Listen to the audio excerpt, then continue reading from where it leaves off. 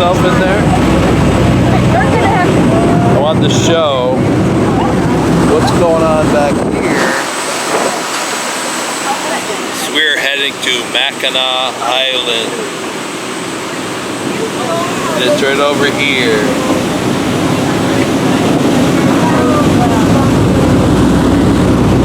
We're on a big ship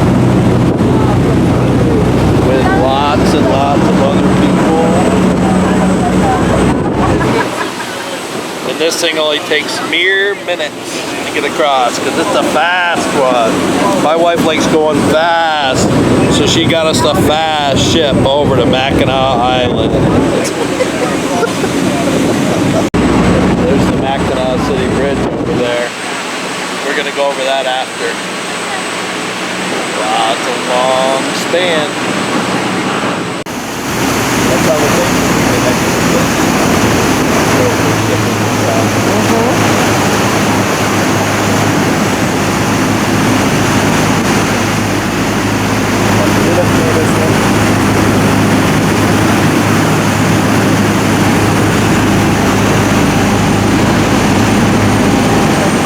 So when you get off your ship,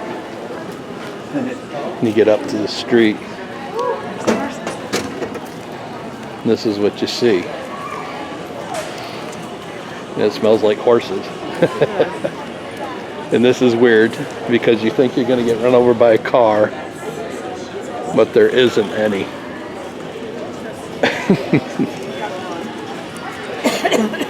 Look at, they're delivering goods on a horse.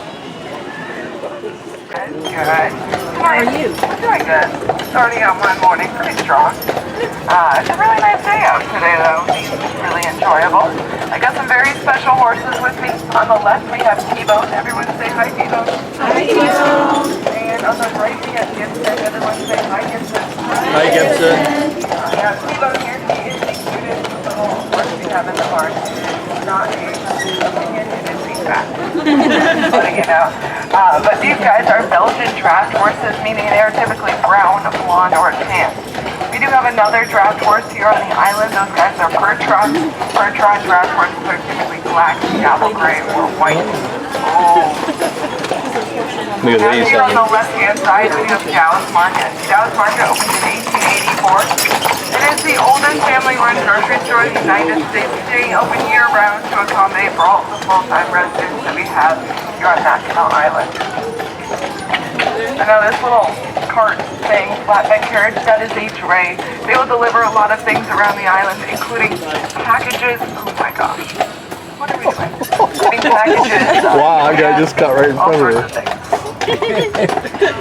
On the right-hand side, we have Marquette Park, founded in 1909 per Father Marquette. And there goes our carriage. Do you like it so far? Very cool. Now they drop you off up here. And then we get on a different one, I guess. Right? Yeah, down there. I think. Yeah. And there's a butterfly place over here that I didn't buy the tickets for that.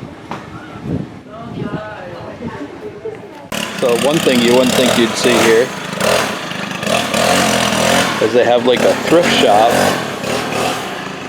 It's like a post and beam building that they enclosed with all these old windows. And then they screened it with like chicken wire along the top. And it's all like stuff you'd see at a yard sale or a thrift shop. I'm surprised they have bigger things. I guess people that live here could buy them.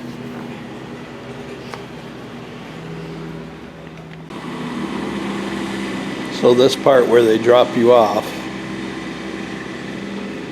is a barn. Huge ceiling fans, chandeliers, beautiful, very clean, and it's full of all old carriages, different unique carriages that have been restored to be in like new condition.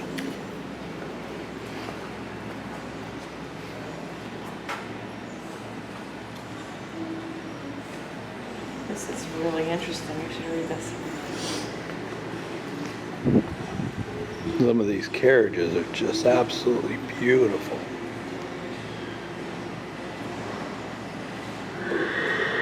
Wow. So when you're up here where they drop you off, you're just barely up the hill from the Grand Hotel, which you can see right down here. And they keep the grounds. There a lot of people mowing with big zero-turn mowers and weed eating and stuff, and they keep the grounds in impeccable shape. Beautiful.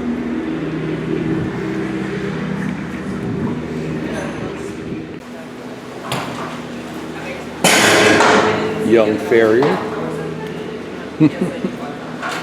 Probably an apprentice. See how they put the hay in those balls? It's almost like those things that they do for the dogs. Oh, yeah. Yeah. Nice stable. Look how well lit it is.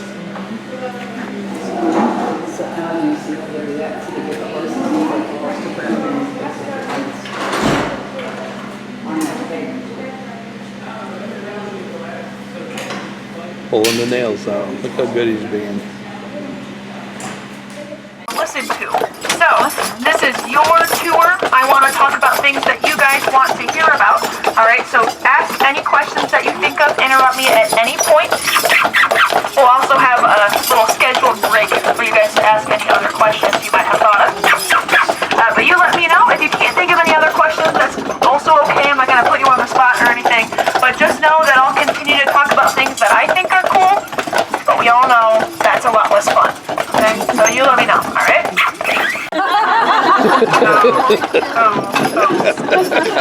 It's just nice. Just put them in there. Let them, you know, you don't have to look at them.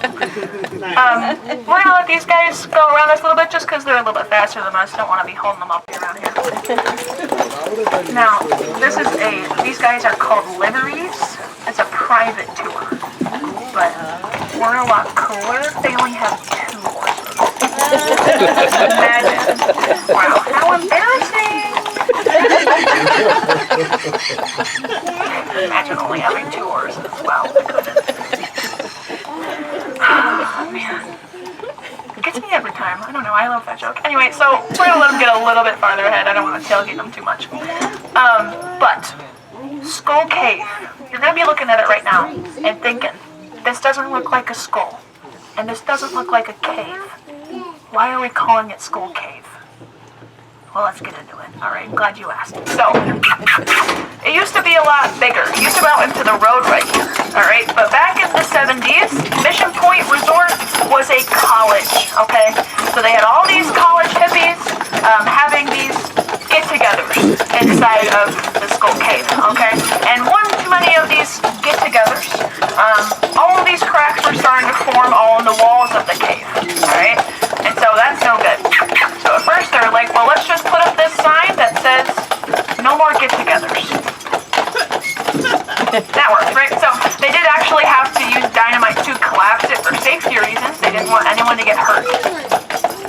But the skull part of Skull Cave, that all goes back to a man by the name of Alexander Henry. So he was a British soldier here, and he was blood brothers with a native man by the name of Wawatam.